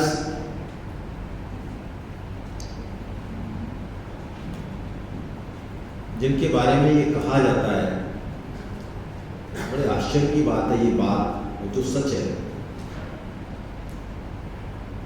कि जो कुछ भी सोचा जाएगा, लिखा जाएगा, कहा जाएगा, हजारों सालों बाद भी, आगे तक लाखों साल तक, मैं पुनः रिपीट कर रहा हूं, जो लिखा जाएगा, सोचा जाएगा, कहा जाएगा अध्यात्म के क्षेत्र में, वो सब कुछ वेदव्यास जी महाराज ने पहले लिख दिया है। यानी मैं कोई बहुत बढ़िया लिखूं यदि, जो कि बेस्ट सेलर किताब हो जाए दुनिया में, इतना बड़ा मेरे को एम हो जाए, वो भी व्यास जी का उच्छिष्ट ही है। व्यास उच्छिष्टम जगत सर्वम, ये वचन है। उस वेदव्यास जी महाराज ने इस गीता का पहला अध्याय का नाम क्या रखा? अर्जुन विषाद। गीता की यात्रा देखिए आप, गीता का शब्द देखिए, स्वामी जी महाराज कहते हैं 700 श्लोक क्या, एक श्लोक को हम पचा पाए इतनी क्षमता नहीं है हमारी, जरूरत भी नहीं है। एक श्लोक में 32 अक्षर, उसमें 8-8 अक्षरों के 4 चरण, एक चरण यदि जीवन में उतर गया बहुत है, बहुत है। प्रैक्टिकल लाइफ के लिए भी बहुत है, इस भवसागर में युद्ध क्षेत्र में लड़ने के लिए, घर के में, ऑफिस के में, समाज के में, उसमें भी बहुत है और ऊपर भी बहुत है। अर्जुन विषाद योग, हर चैप्टर के पीछे योग लगा हुआ है, यानी हर चैप्टर गीता का, हर श्लोक हमें भगवान से जोड़ने वाला। योग का मतलब क्या? जोड़। सिंपल, हम तो यही जानते हैं, गीता की परिभाषाएं छोड़ें बड़ी बड़ी। योग का मतलब जोड़। किसका जोड़? भगवान से हमारा जोड़, जो कि है ही पहले से, बस भूल गए थोड़ा सा। तो लेकिन जोड़ किससे हो रहा है? भगवान से मिलन किससे हो रहा है? विषाद से हो रहा है। विषाद यानी दुख जीवन में। हाँ, सुख तो चाहे कोई कहे हमारे जीवन में आए चाहे नहीं आए, लेकिन दुख की पूछो तो हम ऐसे भाई साहब आपको पता नहीं है हमने जो भोगा है जीवन में, हमने जितना जीवन में भोगा है, हमारे पास इतने बड़े बड़े दुख हैं अपने।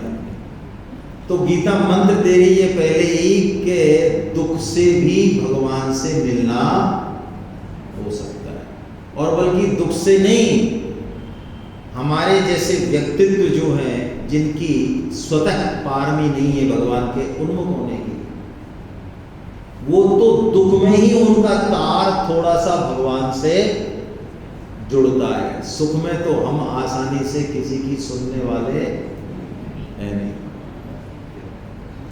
ये गरीबी भी जो है ना, ये ऐसा दवाई है, अच्छे अच्छों को ठीक करती है, ये शरीर को भी ठीक करती है। मैं शास्त्र की भाषा बोल रहा हूँ, आप ऐसा मत समझना, व्यंग नहीं कर रहा हूँ। ये गरीबी, ये बहुत ज़्यादा आलस्य वगैरह आने नहीं देती जीवन में। दौड़ता है गरीब आदमी, बुखार ज़्यादा आते नहीं है, पहले तो आते हैं तो टिकते नहीं है, बड़ी बड़ी बीमारी नहीं होती। और ये आदमी की सबसे बड़ी बात है, उस अहम को, जो ईगो को, जो कि सब अनर्थों की जड़ है, उससे भी दूर रखती है। विषाद में, दुख में हम थोड़ा सा चेत करते हैं, थोड़ी चेतना आती है और अपने बारे में ये बात आती है कि हम हैं कौन, क्या संबंध है हमारा। देखिए, महारानी कुंती, पांडवों की माँ, उनका वरदान शास्त्रों में विलक्षण बताया गया है। वरदान तो बहुत है, हजारों लाखों वरदान है, लेकिन माता कुंती का वरदान शास्त्रों में विलक्षण बताया है। क्या मांगा कुंती ने? विविधे संतो न सस्वत तत्र तत्र जगत गुरो भवतो दर्शनम यच्चा द पुनर्भव दर्शनम। हे प्रभु, मुझे पग पग पर क्या मिले? विपत्ति मिले। वाह, क्यों मिले विपत्ति? कोई ढीला है क्या मामला? स्क्रू ढीला है क्या? भाई हम सुख चाहते हैं कि दुख चाहते हैं? सब, अरे हम सुख स्वरूप ही हैं। बाय डिफॉल्ट हमारा जो अंदर से सिस्टम है वो सुख स्वरूप है, हम सुख ही चाहते हैं। सतचित आनंद ही तो चाहते हैं हम सब। तो फिर दुख क्यों मांगा? कारण बता रही है।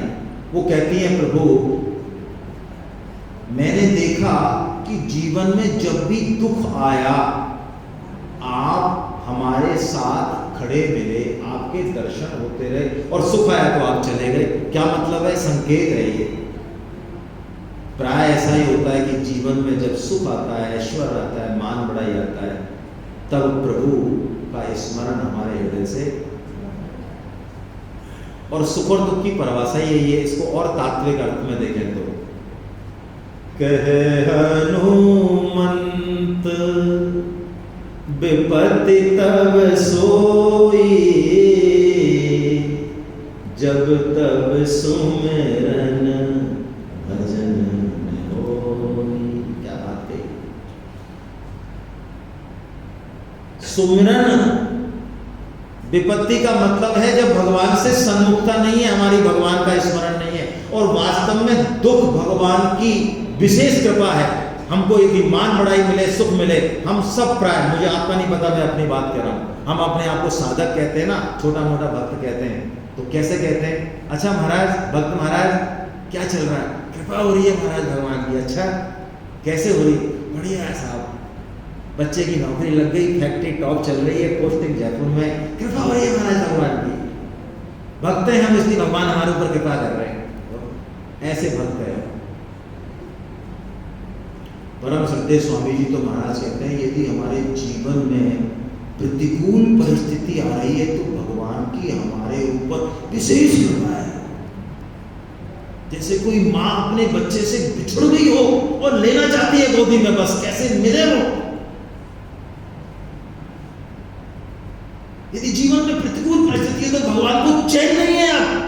अब वो बिल्कुल सारे बंधन तोड़ के बस खींचना चाहते हैं हमको, लेकिन हम तो पंचर हो जाते हैं थोड़ी सी प्रतिकूल परिस्थिति में। कहते हैं प्रभु हम इसलिए अगरबत्ती जला रहे थे कि आप हम ही मिले आपको, बताओ क्या कर रहे हो आप? ये इनको नहीं देते हो पड़ोसियों को, तो इनको दिया करो प्रभु, ये गड़बड़ आदमी, हम तो कितने बढ़िया, आप तो जानते ही हो।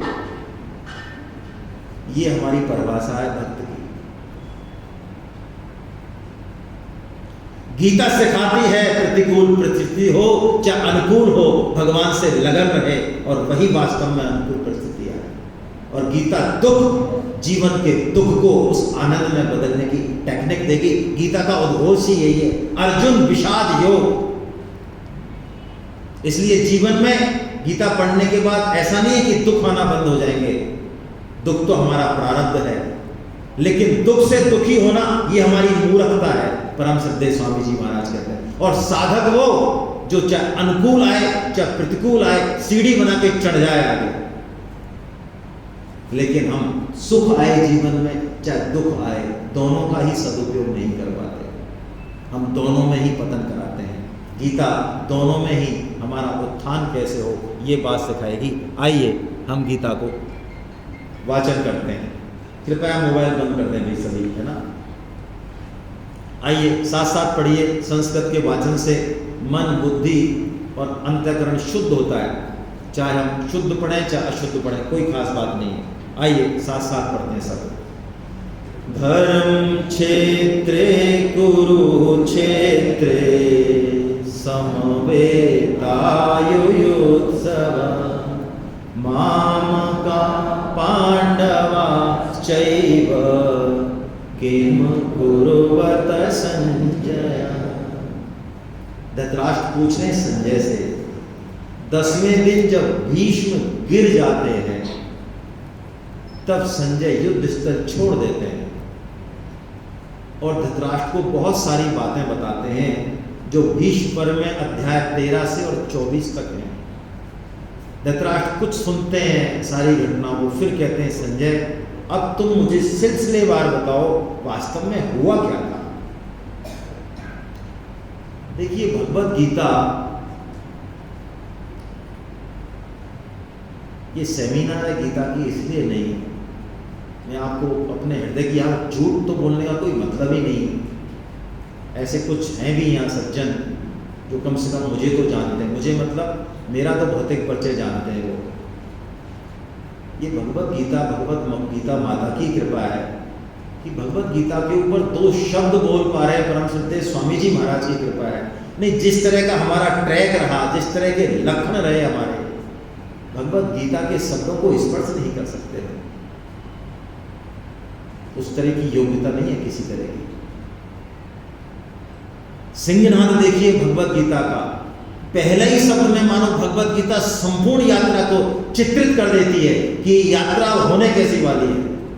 धर्म क्षेत्र कुरुक्षेत्र, ये कुरुक्षेत्र जो हम सबके जीवन में, हम चाहे चाहे ना चाहे कुरुक्षेत्र तो रहेगा। और उस कुरुक्षेत्र में क्योंकि मनुष्य शरीर में आ गए हैं तो ये कुरुक्षेत्र का युद्ध तो लड़ना होगा।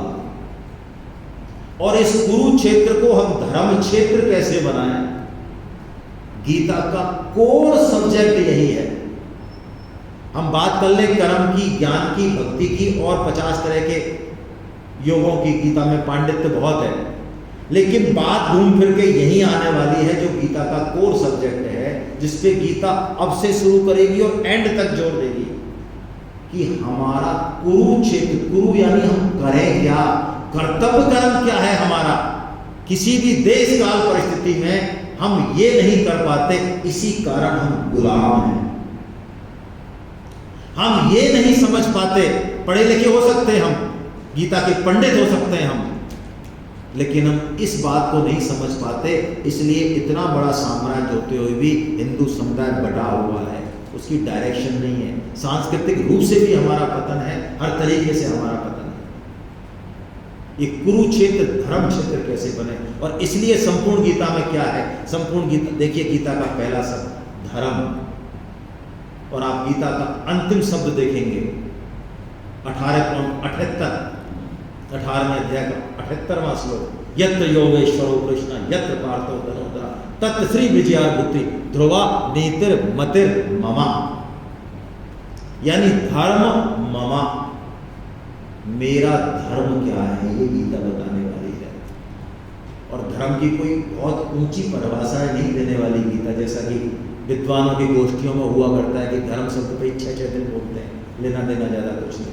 गीता का सिंपल सा अर्थ है कि गीता हमारे लिए है, हमारे जैसे एलकेजी वालों के लिए है गीता, और बड़े बड़े पंडितों के लिए भी है। धर्म का सिंपल सा मतलब है गीता का कर्तव्य कर्म, मेरी ड्यूटी क्या है, ममा, यदि हमने एक ये चीज ठीक कर ली सब कुछ ठीक। तो और ये पहला श्लोक भी देखिए किसके मुंह से खिलवाया वेदव्यास जी महाराज ने। गीता जैसा ग्रंथ नहीं पूरी दुनिया में, ये हम माने चाहे नहीं माने, विदेशी लोग मानते हैं। बड़े बड़े बर्टन रशल होम मैक्सिमम, जितने भी बड़े से बड़े टॉप के फिलोसोफर हैं, जॉर्ज बर्नार्ड, जितने भी आप पढ़े हैं, उठा के गूगल पे सर्च कर लें, नाचते लोग गीता के तत्व में विदेशी। वो कहते हैं, कौन से बर्नार्ड शॉ हैं, कौन से शोपेनहावर, जो बहुत तगड़े फिलोसोफर हैं, जब उन्होंने 3 सूत्र देखे मात्र अपने शास्त्रों के, उपनिषद के, तो उन्होंने कहा मेरा सारा ज्ञान ले लो, ये गया मिट्टी के भाव, ये 3 सूत्र मुझे दे दो बदले। वाह, ऐसी है गीता। वो गीता का पहला श्लोक कौन बोलते हैं? धृतराष्ट्र बोलते हैं।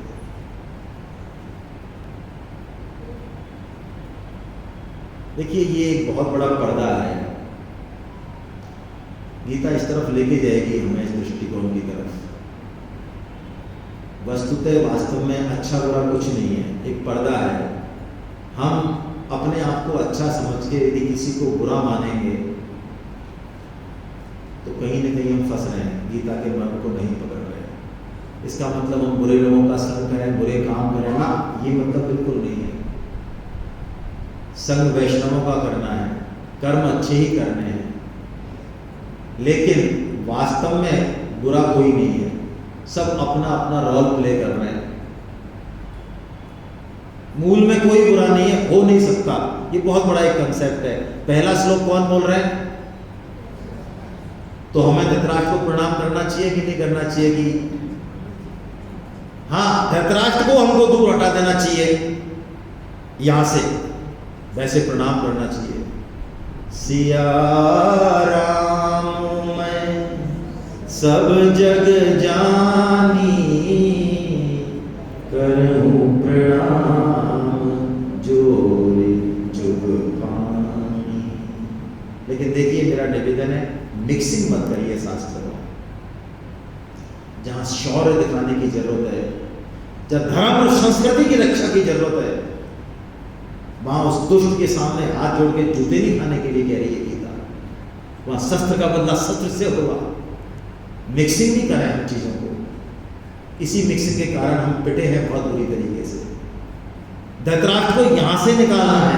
धृतराष्ट्र कौन? धृतराष्ट्र का मतलब धृतम राष्ट्रम, ये ना धृतराष्ट्र। धृतराष्ट्र का मतलब क्या? क्या हम सबके भीतर धृतराष्ट्र बैठा हुआ है? नहीं दिख रहा है तो मैं दिखाता हूं। पर्दे का एक दूसरा भाग, फिर इस पे आएंगे हमारे वाले पे।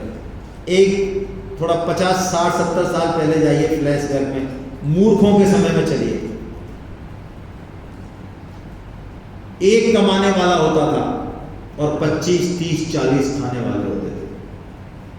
और हो सकता है वो कमाने वाला कभी कोई अच्छी इनकम हुई, कोई साड़ी लाया, कोई फल लाया। मूर्खों के जमाने की बात कर रहा हूं मैं, देखो भाई अपनी बात नहीं हो रही है।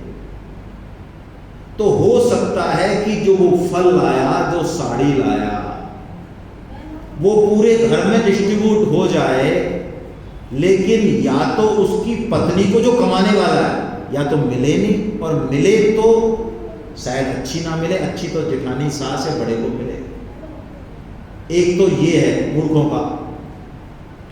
एक अब का जमाना है समझदारों का कि यदि कमाने वाला मैं हूं तो सबसे पहले हक किसका होगा? अच्छी चीज पे मेरा होगा, और या मेरी पत्नी का होगा या मेरे, बस ये क्लोज हो गया सर्किट। अब क्लोज सर्किट देखो भाई साहब, ज्यादा गुंजाइश नहीं है। धृतराष्ट्र क्या? धृतराष्ट्र यही है, ममत्व, माम का। क्योंकि यहां कह रहा है धृतराष्ट्र जो हृदय में है वो वाणी में झलकेगा, इश्क और मुश्क छिपाए नहीं छिपते।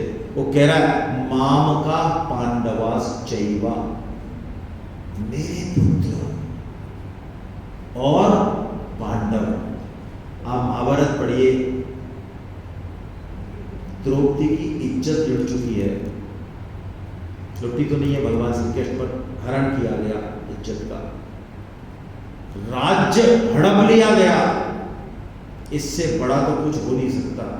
उसके बाद भी आप महाभारत पढ़िए, ताज जिंदगी जब तक धृतराष्ट्र का शरीर रहा है, उन्होंने कोई आज्ञा दी हो और युधिष्ठिर ने ना मानी हो। एक उदाहरण आप बता दें, इस दुर्घटना के बाद भी और इससे पहले भी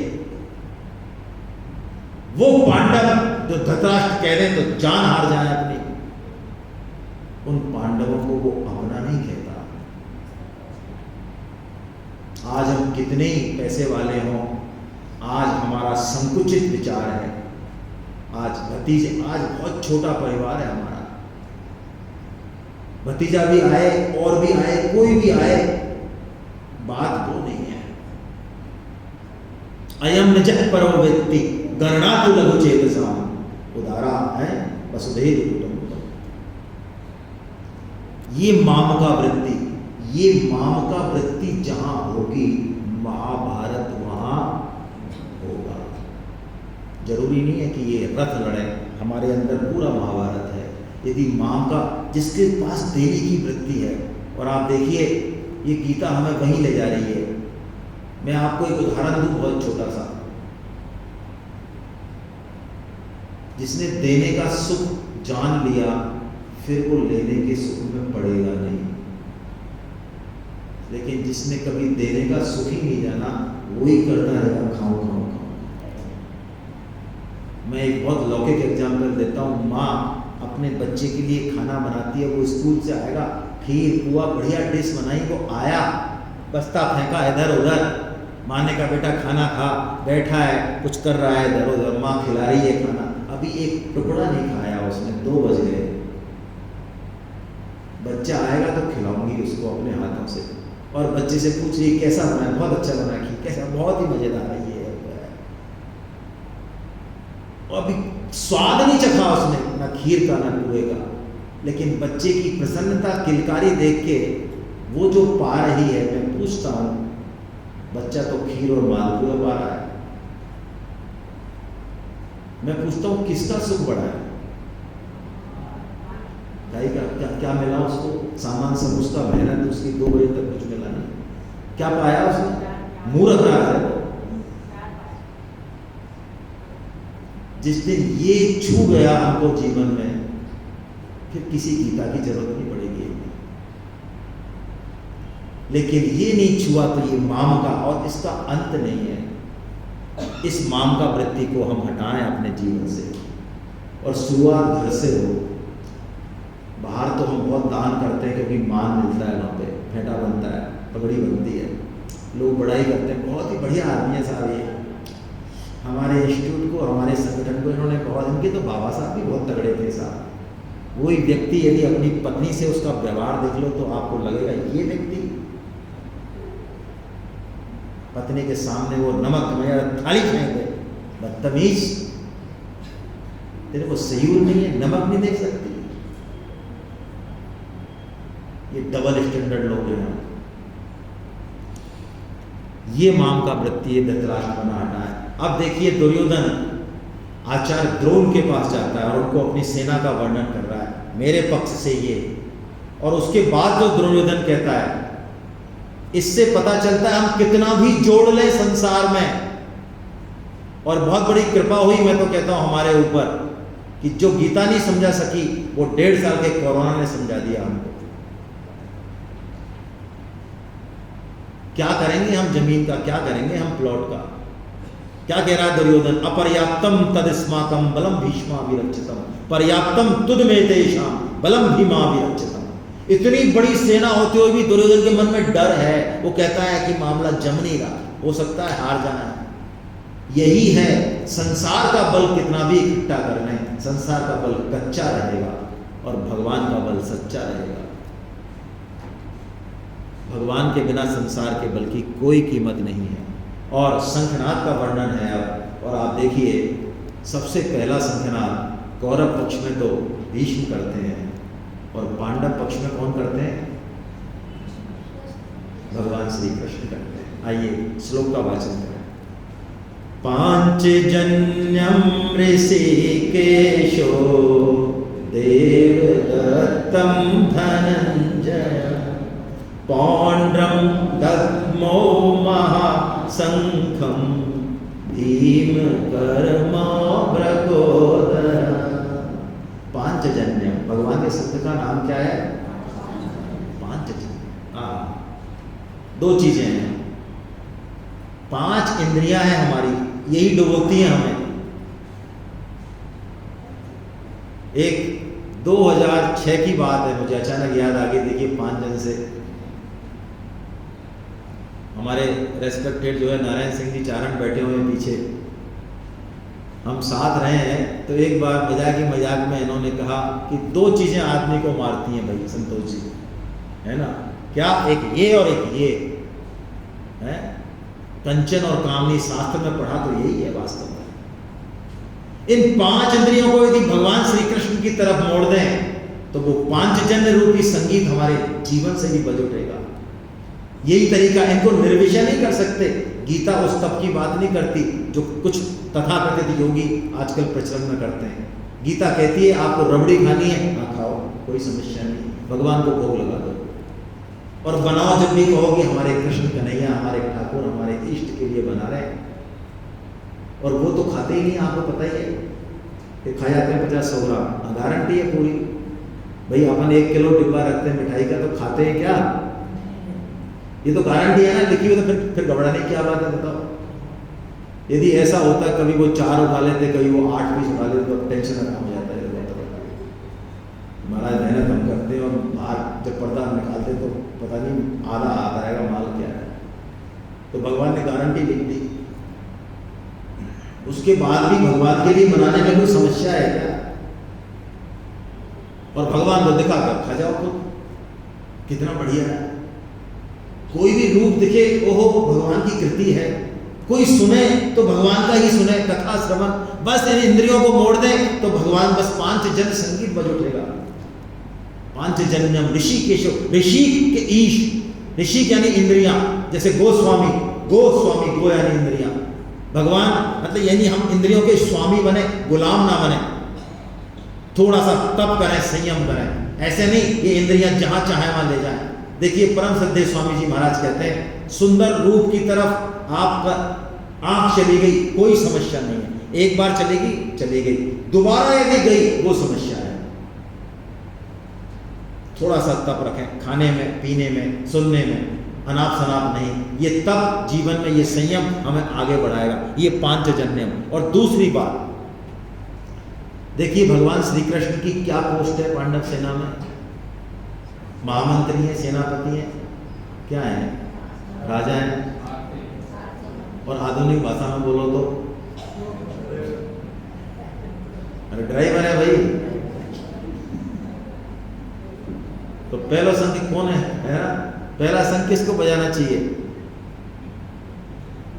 ड्राइवर बजाएगा पहला शंख।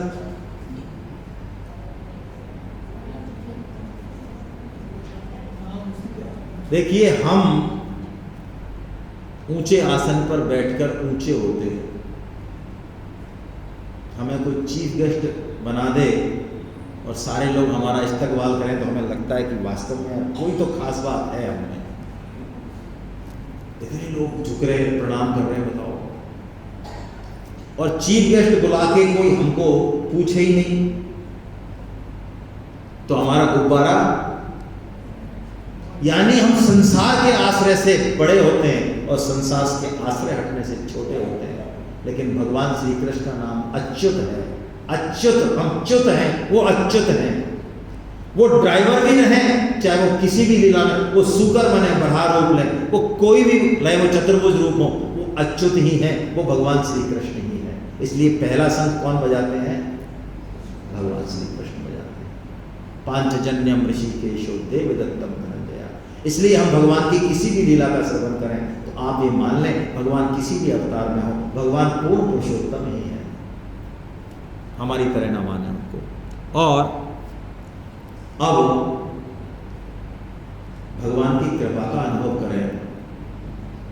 मैं आपको ऐसे नहीं कह रहा हूं, मैं सुधा जी के चरणों में बारंबार वंदन करता हूं, मैं शुक्र जावेद साहब के चरणों में वंदन करता हूं, मैं आप सबके चरणों में वंदन करता हूं जो इस समय में भगवत गीता को सुनने की इच्छा से इकट्ठे हो जाए। पता नहीं ऐसी इच्छा वैसे होनी नहीं चाहिए, लेकिन मेरी ऐसी इच्छा हो गई, वो भी जोधपुर के नाते हो गई, वरना ऐसी 20 से ऊपर सेमिनार होगी, 15, 20, 30 होगी, कभी ऐसी इच्छा नहीं होगी इतने आदमी हो, जितने हो ठीक है, 20 हो, 50 हो। हाँ, कोशिश तो हम ज़्यादा से ज़्यादा करेंगे, भगवान का काम है। हमारी दुकान में ज़्यादा से ज़्यादा बिक्री हो, ऐसी कोशिश नहीं करते हैं क्या? तो उसमें बुराई है क्या? तो भगवान के काम में भी करें कोशिश। भगवान का काम है, भगवान जाने साहब, हम तो ऐसे नहीं। लेकिन मेरी इच्छा हुई, स्वामी जी का निजी क्षेत्र है, या निजी जन रहते हैं स्वामी जी के, तो हम 15 सेमिनारों में 100 का आंकड़ा पार करते हुए आ रहे हैं, तो यहाँ भी 100 से कम क्यों? तो आप सबको बहुत बहुत बधाई कि आप यहाँ चला गए। लेकिन देखिए, मैं आपको एक बात बहुत स्पष्ट रूप से कह दूं, और कठोर भाषा है वैसे तो, शायद ही कोई आप में से होगा, हो सकता है जोधपुर में मिल जाए, मैं तो हर जगह पूछता हूं, क्या कोई ऐसा व्यक्तित्व है कि वो ऐसा कोई हो कि साहब मेरे को गीता पढ़वाओ आप जल्दी से, मैं गीता सुनना चाहता हूँ, पढ़ना चाहता हूँ, मेरी रोटी नहीं पचती है, रात को नींद नहीं आती है, बड़ी समस्या हो रही है साहब। ऐसा कोई है? ऐसा कोई व्यक्तित्व है? तो गीता पढ़े बिना हम तो मरे जा रहे हैं, नींद नहीं आ रही, रात को बावड़े हो रहे होते, रोटी भी छीन लगी, पची नहीं रही।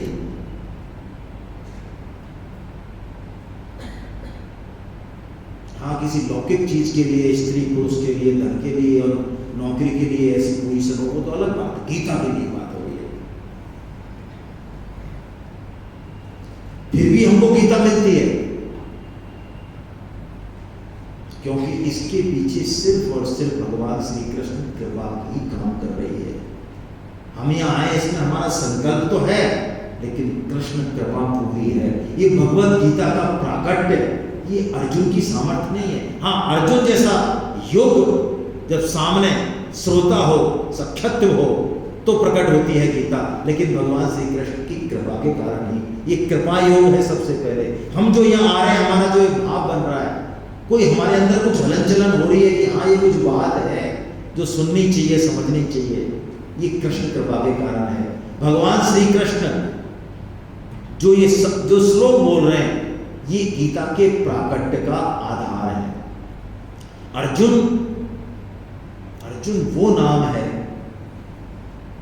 जब युद्ध क्षेत्र में चाहे कितने बड़े महारथी खड़े हों, यदि ये पता लग जाए कि अर्जुन सामने है, तो आधी सेना खाली हो जाती है। कहते हैं अर्जुन गांडीव पे प्रत्यजा चढ़ा के जब झंकार देता है तो दह जाते हैं अच्छों के हृदय, वो है अर्जुन।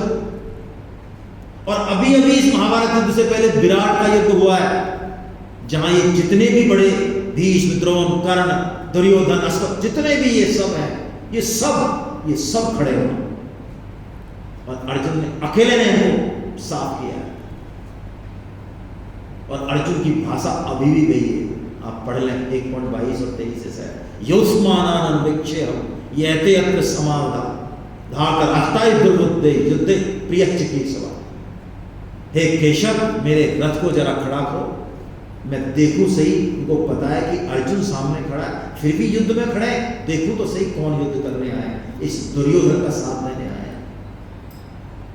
लेकिन भगवान उस रथ को कहां खड़ा करते हैं?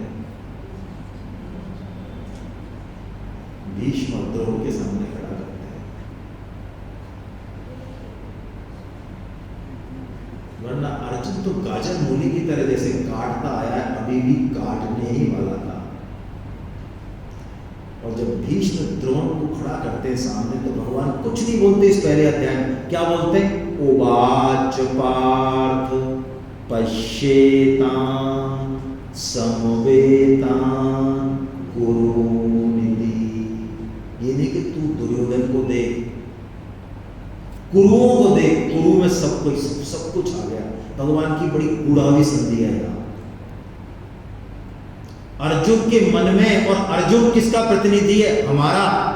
हम कितनी भी ज्ञान की बात कर लें, हमारे अंदर ममता छिपी है, और ये हमें अनुभव में भी आता है। गीता पढ़ते हुए, गुनते हुए, 10-10, 15-15 साल सत्संग करते हुए, जब अपनों पे चोट आती है ना, किसी की कोई प्रतिकूल परिस्थिति घटती है घर में, तो सारा ज्ञान हमारा बह जाता है,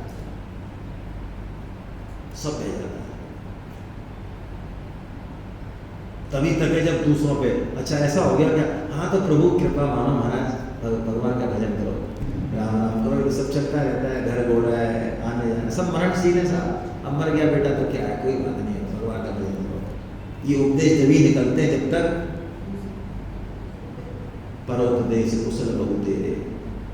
जैसे ही भगवान ने कहा समवेतान कुरुनिधि, तो अर्जुन जो शेर की तरह दहाड़ रहा था ना, जो ममता उसके अंदर कहीं गहरी छुपी हुई थी, भगवान यानी डॉक्टर श्री कृष्ण, जैसे डॉक्टर क्या करता है, फोड़े में ममता होती है ना, मवाद, ये मवाद रूपी ममता, तो पहले पकाता है उसको, मवाद पूरी आ जाए फिर चीरा लगाता है। भगवान श्री कृष्ण भी मानो उस ममता को पका रहे पहले, और उस ममता के कारण अर्जुन मेमना हो गया है। अर्जुन जो बोल रहा है, 8 लक्षण है ये, और इन 8 लक्षणों को मानसिक अवसाद, सीवियर डिप्रेशन के लक्षण कहा जाता है। आप आ जाए, अंदर आ जाए, जहां भी जगह मिले बैठ जाए, है ना। और डॉक्टर शिव गौतम जो साइकेट्री के, मेरे ख्याल से राजस्थान के जो नंबर 1 है जयपुर में, उनके मैंने मुंह से सुना, वो कोई स्पेशल कोर्स करने गए यूरोप में सीवियर डिप्रेशन के ऊपर। सिर्फ उन्होंने कहा यूरोप में डिप्रेशन के ऊपर जितना भी लिटरेचर है टॉप मोस्ट वर्ल्ड का, वो इन 8 सेगमेंट में ही बटा हुआ है। वाह, क्योंकि तब मैंने गीता में ये 8 सेगमेंट देखे तो मुझे आश्चर्य हुआ कि हमारे शास्त्र कितने प्रामाणिक हैं, कितने वैज्ञानिक हैं। ये 8 लक्षण, दृष्टवेगम स्वजनम कृष्णम युक्तम समुपस्थितम सीदंती मम गात्राणि मुमुच्चय परिशिष्यति देवतुच्च शरीरे में रोम हर्षश्च जायते गांडीवम संसृतिक हस्ता त्वक् चैव परिदयते नैचै शक्नोमवस्थातुम भ्रमतीव च मे मनः। लास्ट के 2 लक्षण लेते हैं। देखिए आजकल डिप्रेशन की बीमारी बहुत है, घर में भी रहती है कई लोगों को। ये जब होती है जब हम बहुत ज़्यादा वजन लाद देते हैं किसी के ऊपर, टारगेट है हाई, कैपेसिटी है नहीं, वजन लाद दिया, तेरे को बेटा IIT ही करनी है, तेरे को बेटा IAS ही बनना है, तेरे को इतना बड़ा बिजनेस ही करना है, तेरे को यही करना है, क्वालिटी है नहीं, रुचि है नहीं, लेकिन लाद दिया सिस्टम। छोटे छोटे चीज़ों में ले लें, चाहे घर की में। तो देखिए 2 डिप्रेशन, जब डिप्रेशन बहुत गहरा हो जाता है तो क्या होता है, गांडीवम संसते हस्त्वा। आदमी अलग थलग हो जाता है, मतलब कुछ करना ही नहीं चाहता। और सकनो अवस्था तुम, मन बुद्धि उसके आउट ऑफ ऑर्डर, भ्रमती विचय मना, कुछ नहीं पता क्या अच्छा है, किधर चलना चाहिए किधर नहीं चलना चाहिए, बिल्कुल किंग कर्तव्य विमूढ़ जिसे कहते हैं ना हिंदी में, है ना। और अब अर्जुन एक रोल निभाते हैं बड़ा शानदार, जो हम सब निभाते हैं। क्या? अब अर्जुन युद्ध नहीं करने के इतने सुंदर सुंदर तर्क या कह लें कुतर्क भगवान श्री कृष्ण के सामने प्रस्तुत करते हैं। और इन तर्कों के बारे में तो सुधा जी और सुकृति जी ज्यादा जानते होंगे कि मैं तो भगवान का बहुत तगड़ा भक्त हूँ, मेरे बाबा साहब और पिताश्री भी बहुत तगड़े भक्त थे, मैं तो गीता को जी रहा हूँ, लेकिन मैं इन कारणों के कारण सेमिनार में नहीं आ पाऊंगा।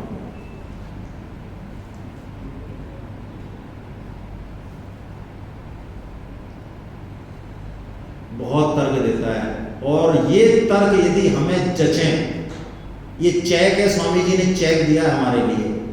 अर्जुन को कहा गया अर्जुन मोह में है, हमें लगता है अर्जुन कैसे मोह में है। अर्जुन के तर्कों को आप ये जो किताब है इसमें से या साधक संजीवनी में से पढ़ें थोड़ा सा समय निकाल के, और अर्जुन के तर्क यदि हमें ऐसा लगे, देखिए अपनी अपने चेकिंग की बात है, किसी को कहने की नहीं है, ऐसा लगे कि यार अर्जुन बात तो ठीक कह रहा है यार, ये भगवान श्री कृष्ण देखो जबरदस्ती यार, मतलब क्या लेना देना है, मतलब फालतू हिंसा, इतनी बढ़िया बात बता रहा है, ये स्त्रियां दूषित हो जाएंगी, वर्ण संकर हो जाएंगे, कुल धर्म नष्ट हो जाएंगे, संस्कृति नष्ट हो जाएगी, रक्तपात होगा, महाराज कर क्या रहे हो, हमें कुछ नहीं चाहिए, हम तो भिक्षा मांग के काम कर लेंगे, संन्यास आश्रम वैसी बहुत बड़ी चीज है। यदि ये बातें हमें जचें तो इसका मतलब हम भी अर्जुन की तरह मोह में है। और मोह की टैगिंग क्या है, साइन क्या है? अपना मुंह खुद को नहीं देखता, काले को काला नहीं देख पाते हम, सफेद को सफेद नहीं देख पाते, जो हम सोच रहे हैं, जो हम समझ रहे हैं वही ठीक है। ये मोह एक ऐसा दलदल है जिसमें यदि आपने निकलने का प्रयास किया खुद ने, तो हम उस दलदल में और जाएंगे। ऐसे दलदल होते हैं अफ्रीका में। क्या टेक्निक है उस दलदल से निकलने की? क्या टेक्निक है? हाँ, एक गुरु परंपरा है, ऐसा कह दें, शास्त्र परंपरा है, भगवान की कृपा की परंपरा है। हम भगवान की वाणी का सहारा लें, मन बुद्धि का आलम्बन उस वाणी को दें, तो उसके सहारे के सारे हम उस भवसागर से पार चले जाएंगे। देखिए भगवान श्री कृष्ण अर्जुन रथ के पीछे हिस्से में बैठ जाते हैं, सब कुछ छोड़ देते हैं। एवं मुक्ता अर्जुन संख्ये रथोपस्थ पावशत विसृज्य ससरम चापम शोक संविघ्न मानस। अर्जुन रथ के पिछले हिस्से में बैठ जाते हैं। अब आप देखिए इतना बोलते हैं अर्जुन